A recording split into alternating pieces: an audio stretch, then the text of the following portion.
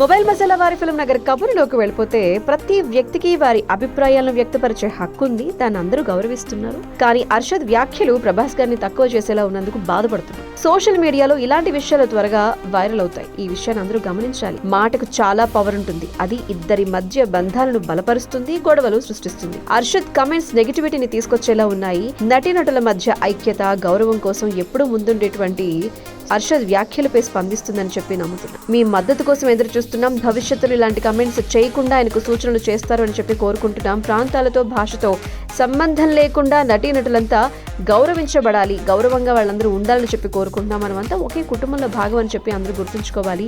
ఈ ఐక్యతను కాపాడదామని చెప్పి లెటర్లో మంచు విష్ణు గారు చెప్పడం జరిగిందనమాట. కల్కి 2898 AD సినిమాలో ప్రభాస్ గారి పాత్ర గురించి తక్కువ చేస్తూ బాలీవుడ్ యాక్టర్ అర్షద్ వార్సి మాట్లాడినటువంటి విషయం తెలిసిందే. ఈ విషయంలో ఇప్పటికే చాలా మంది సినీ ప్రముఖులు స్పందించి ఖండించారు. రీసెంట్ గా మూవీ ఆర్టిస్ట్ అసోసియేషన్ మా అధ్యక్షుడు మంచు విష్ణు గారు movie and TV artist association కు ఒక లెటర్ రాయడం జరిగింది. అభిప్రాయాన్ని అందులో వారు తెలియజేయడం జరిగింది. వారు ఏం కోరుకుంటున్నారో చెప్పడం జరిగింది.